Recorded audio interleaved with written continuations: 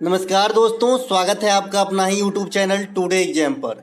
दोस्तों, जैसा कि एसएससी सीजीएल के लिए प्रैक्टिस सेट की वीडियो आप लोगों के ही फरमाइश पे हमने कल से ही स्टार्ट कर दिया था, तो कल एक वीडियो हमने प्रोवाइड कराया। ये वीडियो नंबर सेकेंड जो है आप लोगों के लिए, जिनको भी एसएससी सीजीएल की एग्जाम देना है, सीएचएसएल की भी एग्जाम देना है, तो नियमित इस जो सीरीज है इनको ज़रूर फॉलो कीजिए। इसका फ़ायदा आपको एग्जाम हॉल में समझ में आएगी। जिस प्रकार हमने एमटीएस के लिए 37 जो है वीडियो का प्रैक्टिस सेट प्रोवाइड कराया था, और जो बच्चे नियमित इसे वॉच किए थे या फिर इससे तैयारी किए थे, रिवीजन किए थे, उनको फ़ायदा समझ में आया होगा। तो चलिए दोस्तों, शुरू कर लेते हैं आज का ये वीडियो। इससे पहले हमने सवेरे एमटीएस के ऊपर, जिनका एमटीएस का एग्जाम बाकी है, उसमें क्या होती है कि जो ट्रेंडिंग क्वेश्चन है उसी पे आधारित हम क्वेश्चन को रखते हैं, और ये जो सीजीएल वाली है ये हमारी एक्सपीरियंस के आधार पे होती है कि भाई ये क्वेश्चन आ सकता है। तो चलिए दोस्तों, शुरू करते हैं आज का ये वीडियो।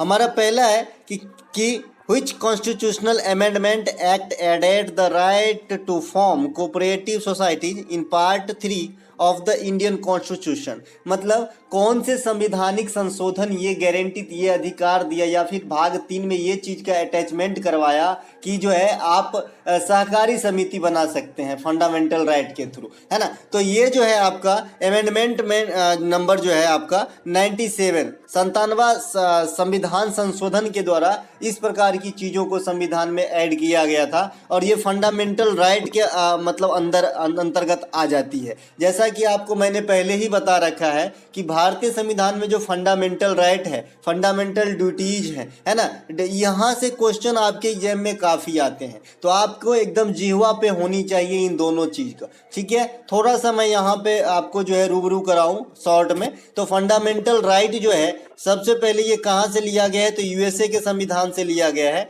वर्तमान में 6 है, पहले 7 हुआ करता था 1976 से, यानी 44वां जो अमेंडमेंट हुआ था उससे पहले ये 7 थे, और ये कब होती है, 1978 में होती है, माफ़ कीजिएगा, है ना। तो 1978 में 44वां संविधान संशोधन के द्वारा संपत्ति के अधिकार को जब से हटाया गया है तब से 6 ही आपका जो है फंडामेंटल राइट है। कहाँ से लिया गया है, अमेरिका के संविधान से लिया गया है। किस पार्ट में रखा गया, पार्ट 3 में रखा गया है। आर्टिकल कहाँ से कहाँ तक कवर करते हैं, तो 12 से लेकर 35 तक, 12 से लेकर 35 तक के आर्टिकल के बीच में जो है फंडामेंटल राइट को रखा गया है। अब हम यहाँ पे क्या समझाने हैं कि जो आर्टिकल है ये भी कई कैडर में है। जो आप 6 मतलब फंडामेंटल राइट देख रहे हैं, तो इसको जो है अलग अलग कैटराइज किया गया है। जैसे आप 14 से लेकर 18 तक के आर्टिकल को रीड करेंगे तो राइट टू इक्वलिटी मिलेगा, ठीक है। ये समानता का अधिकार मिलेगा आपका, राइट टू इक्वलिटी, है ना। इसी प्रकार से अगर आप 19 देखेंगे तो ये मीडिया से जो है रिलेटेड हो जाएगा, है ना, मीडिया से। इसके अलावा अगर आप 20 और 22 को देखेंगे तो ये क्या होता है कि जो अपराध कदाचार सिद्ध व्यक्ति है, अगर अपराध अभी सिद्ध हुआ नहीं है, बस आरोप लगाया जा रहा है, तो अपने आप को बचाने के लिए कुछ छूट प्रदान की जाती है ना। सजा आदि के मामले में छूटों का प्रावधान है। और सिंपल सी साधारण भाषा में कहें तो कोई भी गुनाह के लिए उसी व्यक्ति को खुद को मजबूर नहीं किया जाएगा गवाह बनने के लिए। ये इसका हिंदी में निकलता है अर्थ, इसीलिए साधारण भाषा में समझिए कि सजा आदि के मामले में छूट है ना। इसके अलावा आपका आ जाता है 22 तो बताई दिए, 23 और 24। 23 और 24 जो है ये शोषण के विरुद्ध अधिकार है, शोषण, है ना, शोषण के विरुद्ध अधिकार है आपका, जिसमें 23 में जो है बलात् श्रम पे रोक है, और 24 में क्या है, बाल श्रम पे निषेध है। बाल श्रम मतलब चाइल्ड लेबर, है ना। इसके अलावा जो 25 से लेकर 28 तक है ये आपका रिलीजियस वाला है, धर्म की स्वतंत्रता है, धार्मिक स्वतंत्रता है ना। तो ये आपका 25 से 28 है। इसके अलावा 29 और 30 जो है ये आपका अल्पसंख्यक हित है, जो माइनॉरिटी होती है उनकी शिक्षा और संस्कृति को बढ़ावा देने के लिए इसमें मतलब किसी प्रकार के कोई बाहरी हस्तक्षेप न हो, इसीलिए इससे विशेषाधिकार प्राप्त है ना। और इसके बाद आता है एक आर्टिकल 32, है ना। इसे संवैधानिक उपचारों का अधिकार कहा गया है। तो उपचार का अर्थ ही होता है ट्रीटमेंट, है ना। जब कोई कुछ बिगड़ जाता है शरीर वगैरह में तभी हम उपचार कराते हैं। तो इसका मतलब जब संवैधानिक व्यवस्था विफल होने लगता है तब इसके थ्रू जो है सुप्रीम कोर्ट रिट जारी करती है ना। और संविधानिक उपचारों के अधिकार यानी आर्टिकल 32 को भीमराव अंबेडकर साहब ने आत्मा भी कहा है संविधान का। तो ये बात ध्यान रखेंगे। ये था हमारा फंडामेंटल राइट का मतलब शॉर्ट में आप लोगों के लिए एक जो है नमूना, है ना। तो यहाँ से इतना बात ध्यान रखेंगे, इतना में काम चल जाता है आपका, है ना। इस क्वेश्चन के लिए आंसर था 97वां। अब ये 97वां में क्या जोड़ा गया था, तो 19 के 1 के सी में जैसा कि आप इस इमेज को देख पाएंगे कि जो संविधान के अंतर्गत आर्टिकल 19 है ये अकेला 19 नहीं है, इसके कई सारे पार्ट है जिसमें 6 पार्ट आपके सामने है इंपोर्टेंट वाला, और भी है ना। तो जिसमें सबसे जो 19 का 1 का ए जो है इसमें कहा गया है वाक एवं अभिव्यक्ति की स्वतंत्रता, जो आपका बोलने का है, अपनी कोई मनसा रखने का अभिव्यक्ति उसे ही बोलते हैं। तो ये जो है आपका 19(1) में है, ठीक है। शांतिपूर्ण ढंग से हथियार रहित सम्मेलन का अधिकार। रहित का मतलब होता है नहीं होना, है ना। रहित का मतलब सहित का उल्टा है नहीं होना है। बिना हथियार का आप सम्मेलन वगैरह कर सकते हैं, ये 19(1) देता है। और ये जो क्वेश्चन था मेन इस वीडियो का, ये था ये वाला जो आपका सहकारी समिति बनाने का जो राइट प्रदान करता है, ये 97वां जो है संविधान संशोधन के द्वारा दिया गया है। इसके अलावा 19 के 1 के डी के तहत आप भारत के किसी भी राज्य क्षेत्र में घूम सकते हैं, है ना। 19(1) ई के तहत भारत के किसी भी भूभाग पे किसी भी लैंड पे आप निवास कर सकते हैं, है ना। ये सब जो है 19 के अंतर आपको मिलता है, ठीक है। चलते हैं आगे। तो इसमें मीडिया कैसे कह देते हैं हम लोग, तो ये वाक एवं अभिव्यक्ति का जो अधिकार है ये मीडिया के अंदर ही तो आता है ना। तो इसीलिए इसे मीडिया का अधिकार भी कह देते हैं। चलते हैं आगे।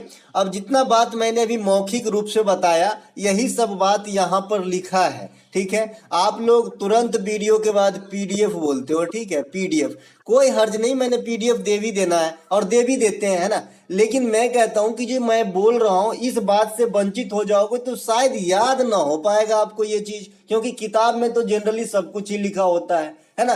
तो फिर क्यों आवश्यकता पड़ती है भाई मीडिएटर की, तो मीडिएटर की आवश्यकता इसलिए पड़ती है कि उस भाषा को जो है सरल में करके हमें कोई समझाए और मैं समझ जाऊं, है ना। यही चीज है एक टीचर, एक अच्छा टीचर की यही काम होनी चाहिए कि भाई किताब में जो लिखा हो तो सब बता देते हैं, आप उसे सरल से सरल में बताओ ताकि उसे जो है समझ में आए, क्योंकि सिर्फ एक ही चीज पढ़ना नहीं होता है, बहुत सारे चीज पढ़ना होता है ना। तो यही करने पे लगा हुआ हूं दोस्तों, जैसा कि आप जान रहे हैं, है ना। फंडामेंटल राइट अमेरिका से लिया गया, 12 से 35 में रखा गया, बता दिया। मौलिक अधिकार फंडामेंटल राइट। हाँ, एक चीज इंपॉर्टेंट पॉइंट यहाँ पे नोट कीजिएगा कि जो आपका फंडामेंटल राइट है ये आपातकाल इमरजेंसी में चेंजेबल है। चेंजेबल मतलब बदल सकती है, बदलने योग्य है। यहाँ से ये क्वेश्चन हमने भी सीजीएल में अटेंड करा है कि जो आपका डीपीएसपी होता है, नीति निदेशक तत्व जो होते हैं और मौलिक अधिकार होते हैं, तो इन दोनों में क्या बेसिक डिफरेंस है ना। मौलिक अधिकार और नीति तत्व और फंडामेंटल राइट में क्या बेसिक डिफरेंस है। तो आप कहोगे जी सर ये जो नीति निर्देशक तत्व हैं ये किसी भी परिस्थिति में बदलते नहीं है, ये बदलने योग्य नहीं है, कांस्टेंट है। लेकिन जो हमारा फंडामेंटल राइट है ये समय के अनुसार बदल जाता है। अब समय के अनुसार ऐसा नहीं कि जून के बाद जुलाई आ जाएगा तो बदल जाएगा, मतलब जब देश में इमरजेंसी हो, कहीं से कोई युद्ध आदि की संकेत मिल रही हो, या फिर राष्ट्रपति किसी विशेष कारण से डिक्लेयर किया हो, तो उस समय जो है आपका फंडामेंटल राइट आपसे छीना जा सकता है, सिवाय आर्टिकल 21। आर्टिकल 21 में जो है प्राण एवं दैहिक स्वतंत्रता का अधिकार है, यूं कहें तो निजता का अधिकार है, जीवन जीने का अधिकार है। तो ये अधिकार नहीं छीना जा सकता। बाद बाकी जो भी मौलिक अधिकार यानी फंडामेंटल राइट के अंतर्गत जो भी आर्टिकल्स के जो भी हमें छूट दी गई है उससे वंचित टेम्पोररी तौर पे किया जा सकता है। समझ गए सभी बातों को। इसके अलावा एक इंपोर्टेंट मतलब अमेंडमेंट और होती है 86 वाला। वैसे तो बहुत 4-5 इंपोर्टेंट है जो मैं यहाँ पे जिक्र कर लूंगा, मैं कुछ भी नहीं छोड़ूंगा, वीडियो भले लेंदी हो जाए और जो बच्चे लास्ट तक रहेंगे वो रहेंगे, है ना। 86वां अमेंडमेंट जो है इसमें आपका क्या किया गया कि जो 6 से 14 वर्ष तक को बच्चे हैं इनको क्या है, निःशुल्क शिक्षा लेना इनका अपना अधिकार है। निःशुल्क शिक्षा लेना इनका अपना अधिकार है, ठीक है। और यही चीज मौलिक अधिकार भी है, सॉरी मौलिक कर्तव्य भी है, फंडामेंटल ड्यूटीज भी है। तो पेरेंट्स के लिए हो जाता है कि 6 से 14 वर्ष तक के बच्चों के लिए शिक्षा की व्यवस्था करवाना, है ना। तो ये हो जाता है फंडामेंटल ड्यूटीज, और उस बच्चे के लिए यही चीज हो जाता है फंडामेंटल राइट। तो जो फंडामेंटल राइट है ना बंधु, ये आर्टिकल 21 के ए में रखा गया है, और जो फंडामेंटल ड्यूटीज है ये आर्टिकल 51 ए में रखा गया है। आई होप आपने संविधान के भाग 3 अच्छे से कवर कर लिया, अब कोई भी प्रश्न इससे नहीं छूटेगा। ठीक है, चलते हैं आगे। इसके अलावा जो मैंने अभी बताया था कि भाई 14 से 18 समानता का अधिकार, राइट टू इक्वलिटी है, इसके अंतर्गत 5 आ जाएगा। इसके अलावा 19 प्रेस की स्वतंत्रता, इसके 6 पार्ट से जो है अभिगत कराया आपको। 20 और 22 सजा आदि के मामले में छूट बता दिया। 23 बलात् श्रम पे रोक और 24 बाल श्रम पे निषेध। 24 का मतलब चाइल्ड लेबर से है, 23 का मतलब जो है कोई भी किसी को फोर्सली कोई वर्क नहीं करा सकता, या फिर जो तस्कर वगैरह होता है मानव तस्करी नहीं करवा सकता, है ना। इसके अलावा 25 से लेकर 28 तक रिलीजन वाला है। 29 और 30 अल्पसंख्यक हित है, माइनॉरिटी वाला। संवैधानिक उपचारों का अधिकार अभी अभी बताया, इसे आत्मा भी कहें भीमराव अंबेडकर साहब, और सुप्रीम कोर्ट जो है रिट इसी का प्रयोग करके जारी करता है। इसके अलावा हाई कोर्ट भी रिट जारी करते हैं भाई। तो हाई कोर्ट जो रिट जारी करते हैं ये आर्टिकल 226 के थ्रू करते हैं, तो ये बात ध्यान रखेंगे। अगले प्रश्न की तरफ चलते हैं। अगला प्रश्न है, प्रसिद्ध पुस्तक कविराज मार्ग के जो है किस भाषा में लिखा गया है। देखिए कविराज मार्ग जो है बहुत ये जो मतलब ज्यादा न पुराना न ज्यादा नया, है ना, ये पुस्तक है। In which language is the famous book Kavirajamarga written. आपको सीजीएल 2 पुस्तक की डायरेक्ट भाषा पूछता है कि किस भाषा में लिखा गया है। एक तो कविराज मार्ग की पूछता है, एक आपका आनमुक्त माल्याद का पूछता है। जो बच्चे कम से कम 2 बार भी सीजीएल दिया होगा, है ना, तो एक बार ये क्वेश्चन जरूर उनके सामने आया होगा कि आनमुक्त माल्याद किसने लिखे हैं या फिर किस भाषा में लिखे हैं। ठीक है, जरूर ध्यान रखिएगा। तो जो कविराज मार्ग है ये वाली बुक आपका कन्नड़ भाषा में लिखा गया है। कन्नड़ कहाँ का भाषा है भैया? कर्नाटक का भाषा है। देखिए साउथ की जो 4 भाषाएं हैं यहाँ भी बच्चे कंफ्यूजन में रहते हैं हमेशा, तो मैं थोड़ा सा कंफ्यूजन दूर करने की कोशिश कर रहा हूँ। तमिल है, तेलुगु है, एक आपका मलयालम है, मलयालम, और एक आपका ये भाई कन्नड़ भाई साहब है। देखिए तमिल जो है ये तमिलनाडु में बोली जाती है। तेलुगु जो है ये आंध्र प्रदेश, पहले तो एक ही था अब अभी बन गया है तेलंगाना, तो आंध्र प्रदेश और तेलंगाना में बोला जाता है। मलयालम जो है ये केरला के अंदर बोला जाता है, और कन्नड़ जो है ये कर्नाटका के अंदर बोला जाता है। अब यहाँ पे एक चीज और बता दूं कि ये तेलंगाना राज्य का जो फॉर्मेशन हुआ था दोस्तों, ये 2014 में बने थे। ये बात ध्यान रखेंगे। जिस प्रकार से झारखंड, छत्तीसगढ़ और आपका क्या है भाई एक उत्तराखंड, इनकी स्थापना दिवस पूछी जा सकती है, तो तेलंगाना ने कौन सा गुनाह किया है भाई, ये भी पूछा जा सकता है। तो 2014 में अलग हुआ था। तो ये तो हो गई साउथ की 4 भाषा। और हाँ, ये 4 भाषा अपने आप में क्लासिकल लैंग्वेज है। और भी 2 क्लासिकल लैंग्वेज है, एक ओडिसी है और एक संस्कृत है। इस प्रकार से हमारे पास 6 क्लासिकल लैंग्वेजेस हैं, है ना। तो ये बात भी ध्यान रखेंगे। और ये कहाँ कहाँ बोली जाती है बता दिया। कविराज मार्ग कन्नड़ में लिखे गए, ये बता दिए। ठीक है, कविराज मार्ग के लेखक कौन है भाई? अमोघ वर्ष। अमोघ वर्ष जो है अब ऐसे ही नाम हुआ करता था, आज न चिंटू पिंटू हो रहा, पहले ऐसे ही नाम हुआ करता था। तो अमोघ वर्ष लिखे हैं आपका, अभी कौन लिखे हैं? कविराज मार्ग को किसने लिखे? अमोघ वर्ष ने। इसके अलावा जो हमारा इंपोर्टेंट यहाँ पे एक पॉइंट है, आमुक्त माल्याद के लेखक कौन है? तो आमुक्त माल्याद के लेखक जो है ये कृष्णदेव राय है। कृष्णदेव राय विजयनगर से जुड़े हुए हैं। और आमुक्त माल्याद किस भाषा में लिखे गए हैं भाई? तो तेलुगु भाषा में। ठीक है, ये तेलुगु भाषा में लिखा गया है, ध्यान रखेंगे। इसके अलावा गीत गोविंद के लेखक कौन है? तो ये जयदेव हैं। अब जयदेव के बारे में एक बार क्वेश्चन पूछा गया कि ये किसके दरबारी कवि थे, तो आप बताएंगे लक्ष्मण सेन के, है ना। लक्ष्मण सेन के दरबारी कवि थे। अब लक्ष्मण सेन नाम से स्पष्ट है कि ये सेन वंश से रिलेटेड होंगे। तो सेन वंश के संस्थापक कौन थे भाई? तो सामंत सेन, है ना, सामंत सेन। मैं चाहता हूं कि एक दिन थोड़ा सा 10-15 मिनट की हिस्ट्री का वीडियो बना दूं और उसमें सारे इंपोर्टेंट क्वेश्चन को लपेट दूं, जैसे दिल्ली सल्तनत, है ना, और इसके बाद जो भी वार वगैरह हुए हैं, मुगल से जो क्वेश्चन बन पड़ेंगे, है ना। ये मैं चाह रहा हूं कि थोड़ा सा एक शॉर्ट वीडियो बना के आप लोगों को जो है यहाँ की प्रॉब्लम जो है दूर करूं। तो अगर आप लोग इंटरेस्टेड है तो बताइएगा, मैं एक दिन टाइम निकाल के इस प्रकार की एक वीडियो प्रोवाइड करा दूंगा। इंडिका के लेखक कौन है? मेगास्थनीज, है ना। अब ये मेगास्थनीज किसके दरबार में आए थे? चंद्रगुप्त के दरबार में, चंद्रगुप्ता मौर्य के दरबार में, है ना, चंद्रगुप्ता मौर्य के दरबार में आए थे। ये मेगास्थनी सेल्यूकस निकेटर से जुड़े हुए थे। बाद में इन्होंने इंडिका नामक एक पुस्तक लिखा। हर्ष चरित के लेखक कौन है भाई? बाणभट्ट है। और हर्ष खुद में 3 पुस्तक लिखे हैं, नागानंद, रत्नावली और प्रियदर्शिका। ये तीनों पुस्तक हर्षवर्धन ने खुद लिखा है। और हर्ष चरित्र जो हर्ष के ऊपर लिखा गया है, चरित्र मतलब होता है कैरेक्टर, है ना, तो ये बाणभट्ट ने लिखा है। ठीक है, चलते हैं आगे।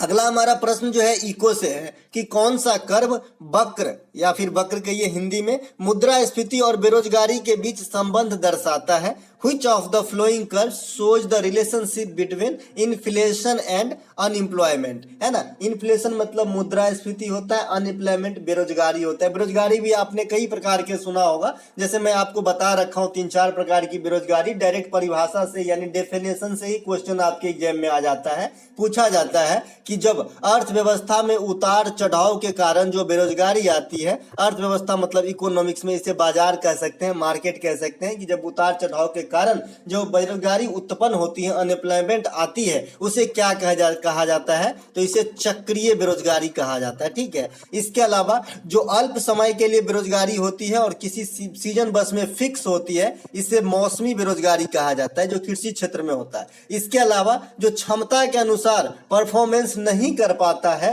और यूं तो रोजगार में होते हैं लेकिन वो वास्तव में अनएम्प्लॉयमेंट में रहता है, तो ऐसे बेरोजगारी को प्रच्छन्न बेरोजगारी कहा जाता है ना। ये मैंने आपको बता रखा है। चलते हैं फिलहाल इस क्वेश्चन के ऊपर। तो जो आपका रिलेशनशिप दर्शाता है इन्फ्लेशन और आपका अनएम्प्लॉयमेंट के बीच, तो ये है आपका फिलिप्स वक्र। फिलिप्स वक्र ने कहा है कि फिलिप्स बस के अनुसार कि जो भाई बेरोजगारी है और मुद्रास्फीति है, एक दूसरे के जो है मतलब डायरेक्टली प्रोपोर्शनल नहीं, इनवर्स मतलब उल्टा प्रोपोर्शनल है ना, मैंने व्युत्क्रमानुपाती है, मतलब एक बढ़ेगा दूसरा घटेगा, दूसरा घटेगा पहला बढ़ेगा, ऐसा है ना। तो ये आपका बताए कि जब बेरोजगारी और मुद्रास्फीति के बीच जो है व्युत्क्रम का संबंध होता है। साधारण भाषा में कहने का मतलब है कि जब बेरोजगारी बढ़ता है तो मुद्रास्फीति घट जाता है, और जब मुद्रास्फीति बढ़ेगी तो बेरोजगारी घट जाएगी। ऐसे ये इनका कहना है, किनका? फिलिप्स वक्र का। देखिए, एक से एक अर्थ इकोनॉमिस्ट जो है अपना अपना मत प्रदान किए हैं और यहाँ से क्वेश्चन आता है। जैसे लॉरेंज वक्र, ये किससे संबंधित है? तो ये धन के वितरण से संबंधित है, धन के जो है वितरण से संबंधित है आपका लॉरेंज वक्र। एक आपने माल्थस का नाम सुना होगा, माल्थस का। माल्थस जो है जनसंख्या को रिलेट करके इकोनॉमिक्स को परिभाषित करता है। तो ये डायरेक्ट क्वेश्चन पूछते हैं कि माल्थस जो है किससे, मतलब नीचे में माल्थस की जो युक्ति है या फिर कथन है किससे संबंधित है, तो आपका एक ऑप्शन जनसंख्या होता है और आप जनसंख्या पे टिक लगा के आते हैं। ठीक है, एक इकोनॉमिक्स का नाम है ग्रेसम। इन्होंने एक नियम दिया था कि बैड मनी गुड मनी को प्रचलन से बाहर निकाल देता है, यानी खराब मुद्रा अच्छे मुद्रा को प्रचलन से बाहर कर देता है। ये ग्रीसम का नियम है। अभी भैया 2000 की नोट जो है प्रचलन की बाहर हो गई है, तो जिनके पास हो अच्छे से भुना लेना, है ना। इसके अलावा मुद्रास्फीति को रोकने में आरबीआई भी रोल अदा करता है। किस प्रकार से रोल अदा करता है मैं बता चुका हूं कि आरबीआई जो है कैसे जो है मुद्रास्फीति को रोकेगा, किस प्रकार से रोकता है। तो ये डायरेक्टली नहीं रोकते, इसका प्रभाव इनडायरेक्टली पड़ता है। कैसे पड़ता है? जैसे आरबीआई का एक प्रमुख कामों में एक काम नोटों का छापना भी है। तो ये क्या करता है कि टेम्पोरली नोट छापना जो है क्लोज कर देते हैं, बंद कर देते हैं। इससे क्या होती है, तो बैंक होती है कॉमर्शियल बैंक, इसमें जो है आपका नगदी यानी कैश कम हो जाती है। कैश जो है आपका क्या होता है, कम हो जाती है। अब जब कैश कम हो जाती है तो लोगों को जो है लोन वगैरह मिलने में कमी आ जाती है। जब लोगों के पास पैसा कमी आ जाती है तो जेब में पैसे कम हो जाती है, इसीलिए सामान खरीदने की कम चाहत रखते हैं और सामान की भाव जो बढ़ गया था वो धीरे धीरे स्थिर होने लगती है, और जब स्थिर हो जाती है तो पुनः आरबीआई नोट छापना स्टार्ट कर देता है। आई होप आप अच्छे से समझ गए कि आरबीआई जो है मुद्रास्फीति को कम करने में कैसे रोल अदा कर सकता है। ठीक है, इसके अलावा इकोनॉमिक्स के कुछ वर्ड होते हैं जिसकी आपको फुल फॉर्म जानना जरूरी होता है। जैसे जीडीपी, ग्रॉस डोमेस्टिक प्रोडक्ट होता है। कभी कभी आपसे पूछता है कि जीडीपी में इस डी का क्या अर्थ है, तो भाई आपको सिंपल सी पूरा फॉर्म याद रहेगा, तो बीच वाला पूछे चाहे काट वाला पूछे आप बता दोगे तो डोमेस्टिक होता है। एक जीवीए होता है, ग्रॉस वैल्यू एडेड होता है। ठीक है, इसी प्रकार से आप जो है एक ज्योग्राफी के अंदर सेज पढ़ते हैं, स्पेशल इकोनॉमिक जोन। कई बार आपसे ये क्वेश्चन क्वेश्चन पूछा गया है कि सेज का फुल फॉर्म क्या होता है, स्पेशल इकोनॉमिक जोन होता है। ठीक है, इसके अलावा आपने इकोनॉमिक्स में फिर से आ जाना है। जीएनपी, जीएनपी का फुल फॉर्म क्या होता है, ग्रॉस नेशनल प्रोडक्ट होता है। यहाँ पे आपके ऑप्शन में नेट भी रहता है जो गलत है इकोनॉमिक्स के लिहाज से, या फिर नेट लिखना है तो लिखेगा, लेकिन अगर इसका फुल फॉर्म अगर आपसे पूछे तो ग्रॉस नेशनल प्रोडक्ट ही बताना है ना। और ये कैसे निकाला जा सकता है, मैं आपको बताया था कि जीडीपी में एक सेकेंड, जीडीपी में हम ओ आई जोड़ते हैं जो इंडिया का आदमी विदेश में जाके कमा रहा है। जैसे राम विदेश में जाके कमा रहा है तो ये हमने जोड़ डाला, और इसमें से क्या घटाना है कि जैसे सैम भारत में आकर कमा रहा है, अमेरिका का है ना, भारत में कमाई, तो इसको घटा देते हैं, है ना। ये जो निकलता है इसे हम बोलते हैं जीएनपी, ग्रॉस नेशनल प्रोडक्ट। ठीक है, इसके अलावा अगला प्रश्न की तरफ हम चलते हैं। अगला जो हमारा प्रश्न है दोस्तों ये है कि किस प्रकार के शास्त्रीय नृत्य में त्रिभंग की मुद्रा में नृत्य पेश की जाती है। देखिए सीजीएल का एग्जाम देना है तो थोड़ा सा तो सीजीएल लेवल क्वेश्चन होगा ना भाई, है ना। In which type of classical dance is performed in the dance posture of Tribhanga. देखिए पोस्चर का कई बार सैनो आपसे पूछा जाता है, इसका मतलब होता है शरीर की हाव भाव, पोस्चर, है ना। जैसे आप टाइपिंग सीखने जाते हैं तो सबसे पहले जो टाइपिंग के टीचर होते हैं वो बोलते हैं अपनी पोस्चर सही रखो, है ना, टाइपिंग करने से पहले। एसएससी के बच्चे टाइपिंग भी सीखते हैं भाई, है ना, इनके बिना तो अधूरा है ना। तो इसीलिए बता डाला पोस्चर की मीनिंग, है ना। तो ये ओडिसी नृत्य है जिसमें जो आपका त्रिभंग मुद्राएं में जो है महिलाएं नृत्य करती है। ठीक है, इसके अलावा ऐसा नहीं है कि ओडिसी में सिर्फ महिलाएं ही भाग लेती है भैया, पुरुष भी भाग लेते हैं, तभी तो केलुचरण महापात्र ओडिसी के नर्तक हैं, है ना। ओडिसी शास्त्रीय नृत्य उड़ीसा का है। इसकी उत्पत्ति भरत मुनि के नाट्य शास्त्र से ही मानी जाती है, जिस प्रकार से भरतनाट्यम की मानी जाती है। ठीक है, प्रमुख कलाकार जो है गुरु केलुचरण महापात्रा है, सुजाता महापात्रा है, सोनल मानसिंह है, संयुक्ता पनीगिरी है, इंद्रानी रहमान भी काफी हद तक ये नृत्य से परिचित हैं, तो इनका भी ध्यान रखेंगे। तो ये सब ओडिसी के जो है नर्तक और नर्तकी हैं। इसके अलावा शास्त्रीय नृत्य में सबसे पुराना अगर इंडिया के अंदर कहे तो भरतनाट्यम हो जाता है जो तमिलनाडु का है, और भरतनाट्यम में भगवान शिव, भगवान भोलेनाथ शंकर की पूजा की जाती है। मोहिनी अट्टम जो केरल की प्रमुख शास्त्रीय नृत्य है, इसमें भगवान विष्णु की पूजा की जाती है। सबसे नवीन शास्त्रीय नृत्य कौन सा है, सतरिया है, और ये सतरिया नृत्य प्रेरित है आपका भक्ति आंदोलन से, और इसे चालू करने का श्रेय जो है शंकर देव को दिया जाता है। तो ये बात भी आपको ध्यान रखना है। ठीक है, सबसे लेटेस्ट है, भक्ति आंदोलन से प्रेरित है, शुरू करने का श्रेय किसे दिया जाता है, शंकर देव को दिया जाता है। तो ये बात भी ध्यान रखेंगे। अन्य जो शास्त्रीय नृत्य है यहाँ पे हमने ओडिसी, भरतनाट्यम और सतरिया का जिक्र किया। अब 3 हो गए तो बचे कौन से, कुचिपुड़ी, कथक, कथकली, है ना। इसके अलावा मणिपुरी, और एक बच गया आपका 4 3 7, एक कोई छूट रहा है, एक सेकेंड, कथकली, कुचिपुड़ी, कथक, मणिपुरी, सतरिया हो गया। चलिए एक यहाँ पे कंफ्यूजन है, चलो मैं 8 बोल देता हूँ। ठीक है, भरतनाट्यम, मोहिनीअट्टम, कथकली, कुचिपुड़ी, मणिपुरी, सतरिया, ओडिसी और चलिए अभी स्मरण नहीं आ रहा है, एक और है, 8 है ना। इसके अलावा आईपीएल में वर्तमान समय तक सबसे अधिक विकेट लेने वाला खिलाड़ी कौन सा है, हो जाता है कभी कभी, है ना। इसके अलावा आईपीएल में जो है वर्तमान में सबसे अधिक विकेट लेने वाला खिलाड़ी कौन है आज तक, क्योंकि ये रिकॉर्ड में चेंजेस हुआ, और कभी कभी टीसीएस को ऐसा देखा गया है कि जो तुरंत होता है उसे तुरंत लपक लेता है, खास करके क्रिकेट में, है ना। तो highest wicket taker till date in IPL, तो ये कौन हो गया भाई, तो ये अब युजवेंद्र चहल हो गया, अपना यूबी, है ना। ये जो है सबसे ज्यादा विकेट लेने वाले बन गए हैं। किसे पछा रहे हैं, तो डेविन ब्रावो को पछा रहे हैं, इनके नाम सबसे अधिक विकेट था, अब इसको आउट करके जो है खुद ये रिकॉर्ड पे अपने खुद को बैठ गए हैं। ठीक है, आईपीएल में सर्वाधिक रन यानी 7000 से भी अधिक रन बनाने का रिकॉर्ड जो है ये विराट कोहली के नाम है। आईपीएल में सर्वाधिक 6 जो है ये क्रिस गेल लगाए हैं। आईपीएल 2023 आईपीएल का 16वां संस्करण है, और इसमें संस्करण में जो है सबसे महंगा खिलाड़ी कौन है, तो सैम करन है। कहाँ के हैं, इंग्लैंड के हैं। किस टीम में जगह मिला इनको, तो किंग्स 11 पंजाब में मिला है। आईपीएल में जो स्पॉन्सरशिप की बात करेंगे तो किसके पास है, तो टाटा के पास है। और स्ट्रेटेजिक टाइम आउट कितने समय का होता है, तो 2.5 मिनट का होता है। देखिए ये भी क्वेश्चन आपके एग्जाम में आया हुआ है, इसीलिए मैं अच्छा समझा, इसीलिए मैं यहाँ पे रख लिया हूँ। कभी कभी बच्चे इसमें भी कंफ्यूज कर जाते हैं। यहाँ पे 2.5 मिनट की जगह आपको सेकंड में देता है तो 150 सेकंड, है ना। तो ये बात भी ध्यान रखेंगे। होता है ना strategic time out, IPL तो देखते ही होंगे आप, है ना, कौन नहीं देखता होगा, अरे सबको जानता हूँ।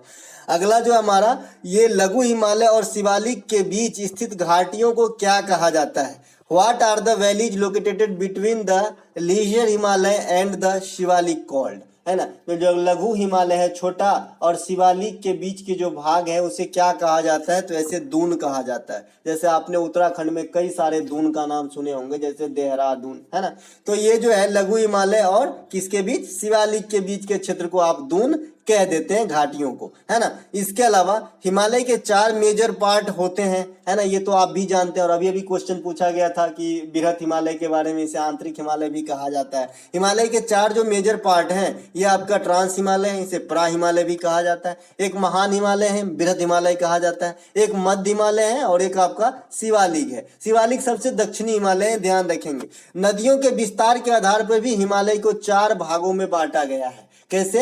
एक पंजाब हिमालय, एक आपका कुमायूं हिमालय, एक आपका नेपाल हिमालय और एक आपका असम हिमालय। अब नदियों के आधार पे आपको किन 2 नदियों के बीच ये पार्ट आएगा, किन 2 नदियों के बीच ये पार्ट आएगा, ये आपको जरूर ध्यान रखना है। जरा एक सेकेंड। हाँ, तो जो नदियों के आधार पे हिमालय को 4 भागों में बांटा गया है, मैंने बता रखा है। तो आपको बताना है कि जो दोनों 2 नदियों के बीच में ये कौन सा, ये हिमालय किन 2 नदियों के बीच में आता है, तो ये जरूर याद रखें। मैंने आपको पहले भी बता रखा है, थोड़ा सा अभी भी बता देता हूँ। देखिए याद रखने के तरीके बड़े फाइन है कि देखिए जो मोहनजोदारो शहर है सिंधु घाटी सभ्यता का, ये सबसे जो है पश्चिम सबसे पश्चिम है इंडिया के लिहाज से वो साइट, है ना। और सिंधु घाटी की सबसे बड़ी साइट भी है। तो मोहनजोदारो जो है ये सिंधु नदी के किनारे स्थित है, तो आपको यहीं से चलना है। सिंधु से सतलज की बात करेंगे तो आपका हो जाता है पंजाब हिमालय, ठीक है। अब जहां से ये इंड हुआ है यहीं से स्टार्ट लेना है। तो कुमायूं हिमालय सतलज से लेकर जो है आपका आगे तक है ना, सतलज से लेकर काली तक हो जाएगा, ठीक है। और ये काली से जहां से इंड हुआ है, अब काली से आपका आ जाएगा तीस्ता तक, काली से तीस्ता, ये आपका नेपाल हिमालय हो गया, ठीक है। और अंत में बच गया असम हिमालय। तो असम हिमालय तीस्ता से लेकर दिहांग तक, ठीक है, ये हो जाता है आपका असम हिमालय। तो इस प्रकार से आप नदियों की क्रम से भी याद रखेंगे, सिंधु से सतलज, सतलज से काली, काली से तीस्ता, तीस्ता से दिहांग, और ऐसे ही आप चलेंगे पंजाब, कुमायूं, नेपाल और लास्ट में हो जाएगा आपका असम हिमालय। तो इतना बात ध्यान रखेंगे। हाँ, शास्त्रीय नृत्य में जो गड़बड़ हो गया, अभी मेरे को स्मरण आ गया कि के 3 बार ना लिखना होगा हो, कुचिपुड़ी, कथकली और कथक, हम 2 ही बार लिख रहे थे, ठीक है। शॉर्ट नेम में यही गड़बड़ हो जाता है ना। इसके अलावा हिमालय पर्वत का जो निर्माण हुआ है ये आपका यूरेशियन और इंडियन प्लेटों के टकराने से हुआ है। हिमालय पर्वत जहां आज खड़ा है, प्राचीन काल में कभी टेथिज सागर हुआ करता था, जो इन दोनों प्लेटों के टकराने से जो है ये क्या कह सकते हैं, हट गया, समा गया, विलुप्त हो गया, है ना। ये जो भी कह सकते हैं, ये छुप गया, है ना। तो यहाँ पे जो है आपका हिमालय पर्वत का निर्माण हो गया, जो आज संसार में सर्वाधिक ऊंची चोटी रखने का गौरव इन्हीं के नाम पर जो है। और सबसे नवीन, सबसे युवा पर्वत भी हिमालय ही है वर्तमान में, ये बात भी ध्यान रखेंगे। हिमालय की सबसे ऊंची चोटी माउंट एवरेस्ट है, इसे नेपाल में सागर माथा कहा जाता है। ये भी कई बार एग्जाम में क्वेश्चन आ गया है। हिमालय किस प्रकार के पर्वत का उदाहरण है? तो न्यू फोल्डेड माउंटेन है, नवीन बलित पर्वत का उदाहरण है। एक और आपसे पूछा जाता है कि जो अरावली पर्वत है इसके सबसे ऊंची चोटी का नाम क्या है? तो आप कहोगे भैया गुरु शिखर है, गुरु शिखर, है ना, गुरु शिखर। तो ये बात ध्यान रखेंगे। विश्व की सबसे लंबी पर्वतमाला अगर आपसे पूछा जाता है तो एंडीज पर्वतमाला बताना, जो दक्षिण अमेरिका में है, माफ कीजिएगा, अमेरिका में। इसके अलावा पंडित जसराज शास्त्रीय संगीत से जुड़े हैं, किस घराना से हैं? Pandit Jasraj is associated with the classical music gharana, है ना। ये कौन से घराने से हैं पंडित जसराज, जो क्लासिकल म्यूजिक से जुड़े हुए हैं? ये है आपका मेवाती घराना से, ठीक है। एक सेकेंड, तो पंडित जसराज किससे हो गए भाई? मेवाती घराने से हो गए। पंडित जसराज को पद्मश्री 1975 में मिला है, पद्म भूषण 1990 में मिला है, और पद्म विभूषण जो है 2000 ईस्वी में इन्हें दिया गया था। पंडित जसराज को संगीत नाटक अकादमी पुरस्कार भी दिए गए हैं 1987 में, तो ये बात भी ध्यान रखना है। पंडित भीमसेन जोशी का घराना भी आपसे पूछा जाता है, तो पंडित भीमसेन जोशी जो है ये किराना घराना से संबंधित है। और बिरजू महाराज का घराना भी आपसे पूछा जाता है, जो कथक के नर्तक थे, अभी नहीं हमारे बीच, तो ये लखनऊ घराना से संबंधित थे। ठीक है, पंडित बिरजू महाराज का ओरिजिनल नाम बृजभूषण मिश्रा है, पिछले साल इनका जो है निधन हो गया था। एक अगला प्रश्न है हमारा कि राष्ट्रीय मानव अधिकार आयोग किस मंत्रालय के अधीन कार्यरत है? Under which ministry is the national human right commission, जो NHRC होता है, वर्किंग इन इंडिया, किस मिनिस्ट्री किस मंत्रालय के अधीन है NHRC? तो ये आपका गृह मंत्रालय है, गृह मंत्रालय है ना। इसके अलावा राष्ट्रीय मानव अधिकार आयोग किस प्रकार की निकाय है, किस प्रकार की संस्था है, किस प्रकार का जो है आयोग है? तो आप बताएंगे वैधानिक संस्था है। ठीक है, स्थापना 1993 में होती है। राष्ट्रीय मानव अधिकार आयोग का मुख्यालय कहाँ पे है? नई दिल्ली में है। राष्ट्रीय मानव अधिकार आयोग में अध्यक्ष के अलावा 5 पूर्णकालिक सदस्य होते हैं और 2 अल्पकालीन। ठीक है, यानी टोटल 7 सदस्य होते हैं अध्यक्ष के अलावा, ये बात भी आपको ध्यान रखना है।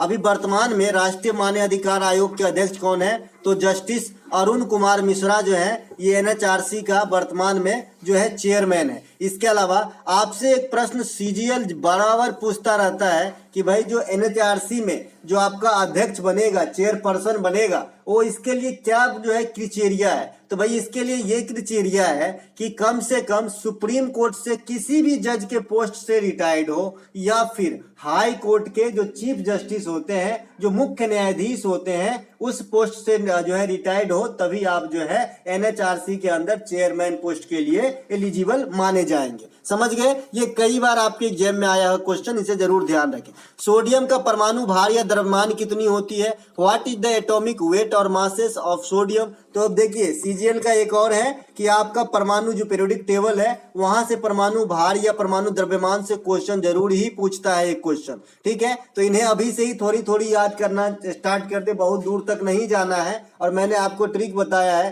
कि अगर आपको परमाणु क्रमांक याद है, जैसे मान लीजिए किसी चीज का परमाणु क्रमांक 5 है, तो ये अधिकतम जो है 2 गुने मतलब इंटू 2 और 2.5 के मतलब 3 के बीच में होगा। 2 से 3 गुने के बीच में होते हैं, यानी जिसका परमाणु क्रमांक 5 होगा ये 10 से अधिक परमाणु भार रखता होगा और 15 से कम रखता होगा। अनुमान लगाने के लिए इतना बात काफी है, बाद बाकी याद कर ले तो बहुत ही बेटर है भैया, है ना। तो देखिए यहाँ पे सोडियम का परमाणु जो भार है या द्रव्यमान है ये कितनी होती है? तो इसका 22.98 होता है। ठीक है, कितना होता है? 22.98 होता है ना। आधुनिक आवर्त सारणी में कुल 118 ज्ञात तत्व हैं, ये बता रखे हैं, जिसमें से 91 मेटल है और आपका 20 नॉन मेटल है और आपका जो है 7 जो है उपधातु है, यानी इसे अर्धचालक भी कह देते हैं, है ना। ये बात भी ध्यान रखना है। इसके अलावा आधुनिक आवर्त सारणी के खोजकर्ता कौन है? मोसले हैं। आधुनिक जो आवर्त सारणी चल रही है ये मोसले के जो बनाया गया है, और आधुनिक आवर्त सारणी में 7 आवर्त और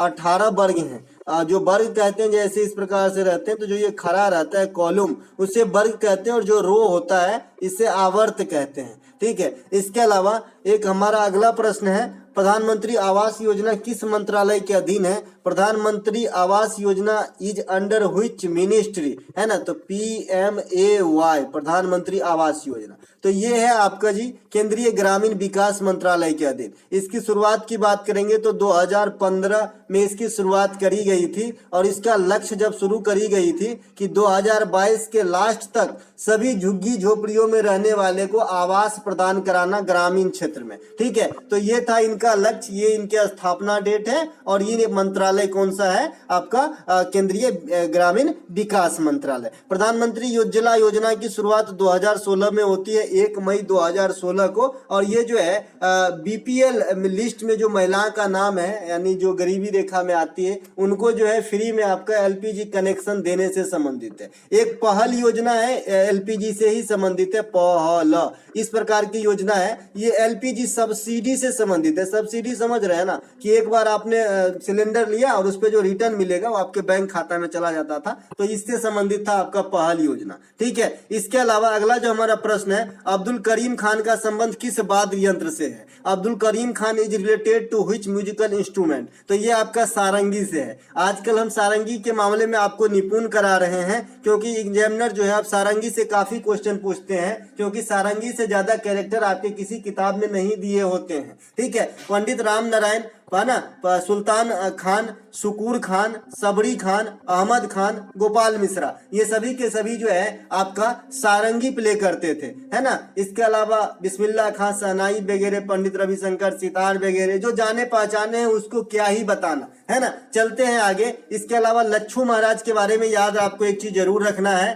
कि लच्छू महाराज जो है, महाराज सर ने हमने बता रखा है कि ये कथक नृत्य से संबंधित होते हैं भाई। और कथक कहाँ के? नॉर्थ इंडिया का नृत्य है, शास्त्रीय वाली, क्लासिक वाली, है ना। तो जो लच्छू महाराज है ये कथक नृत्य के साथ साथ तबला भी बजा लेते थे, तो ये बात भी आपको ध्यान रखना है। ठीक है, अगला जो हमारा किताब है, किताब से संबंधित प्रश्न है, प्रसिद्ध पुस्तक इंटरप्रेटर ऑफ मेलोडीज के लेखक कौन है? Who is the author of the famous book interpreter of melodies? तो ये लेखक है आपका जी झुम्पा लाहिड़ी, है ना। कौन है? झुम्पा लाहिड़ी। झुम्पा लाहिड़ी का नाम आपने सुना होगा। इनके कई फेमस पुस्तक है, जिनमें से कुछ प्रमुख यहाँ पे है, unaccustomed earth, hell and heaven, the namesake, है ना। ये सब जो है आपका किसकी पुस्तक है? झुम्पा लाहिड़ी जी का। ठीक है, Gandhi before India, India after Gandhi, ये रामचंद्र गुहा की पुस्तक है, इसे भी ध्यान रखना है ना।